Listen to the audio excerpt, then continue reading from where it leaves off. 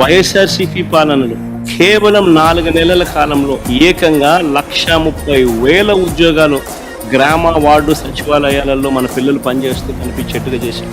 4 నెలల కాలంలోనే ఏకంగా మరో 2,66,000 వాలంటీర్ల ఉద్యోగాలు. ఎవరు కాదనలేని సత్యాలు ఇవన్నీ. ఆప్కాస్ ద్వారా మరో 1,00,000 ఉద్యోగాలు, కరెక్ట్ గా చెప్పాలంటే 96,000 ఉద్యోగాలు ఆప్కాస్ ద్వారా కల్పించడం జరిగింది. గ్రామ సచివాలయాల్లో పనిచేస్తా ఉన్న పిల్లలైతేనేమి 1,30,000 పైచిలుకు పిల్లలైతేనేమి 2,66,000 వాలంటీర్లు అయితేనేమి ఆప్కాస్ లో పనిచేస్తా ఉన్న 96,000 మంది పిల్లలైతేనేమి ఆర్టీసీ విలీనం ద్వారా 58,000 మంది ఆర్టీసీ ఎంప్లాయీస్ కి రెగ్యులరైజ్ చేస్తూ వాళ్ళందరికీ తోడుగా ఉండే కార్యక్రమం అయితేనేమి. ఇవి కాక మిగిలిన కాంట్రాక్టు, మిగిలిన గవర్నమెంట్ ఉద్యోగాలన్నీ కూడా లెక్కేసుకుంటే అక్షరాల 5 సంవత్సరాల కాలంలో వైఎస్ఆర్సీపీ ప్రభుత్వ హయాంలో వివిధ సెక్టార్లలో 6,31,310 మందిని వైఎస్ఆర్సీపీ హయాంలో ఉద్యోగాలు ఇచ్చారు. అదేవిధంగా లార్జ్ అండ్ మెగా సెక్టార్ లో వీళ్ళిచ్చిన సోషో ఎకనామిక్ సర్వే రిపోర్ట్, ఇది మా సోషో ఎకనామిక్ సర్వే రిపోర్ట్ కాదు, వీళ్ళ గవర్నమెంట్ వచ్చిన తర్వాత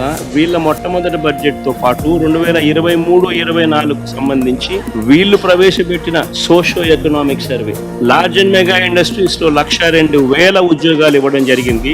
ఎంఎస్ఎంఈ సెక్టార్ లో ఈ వైఎస్ఆర్సీపీ హయాంలో 2019 నుంచి 2024 మధ్యలో ఏకంగా 32,79,970 ఉద్యోగాలు ఇచ్చింది. మొత్తంగా వైఎస్ఆర్సీపీ 5 సంవత్సరాల పాలనలో అటు గవర్నమెంట్ ఉద్యోగాలు అయితేనేమి, లార్జ్ అండ్ మెగా ఇండస్ట్రీస్ లో అయితేనేమి, ఎంఎస్ఎంఈ సెక్టర్స్ లో అయితేనేమి, మొత్తానికి ఆ 5 సంవత్సరాలలో 40 లక్షల పైచిలకు ఉద్యోగాలు ఇచ్చినట్టుగా ఆధార్ కార్డ్ నెంబర్లతో సహా చెప్పగలిగే పరిస్థితిలో ఉంది.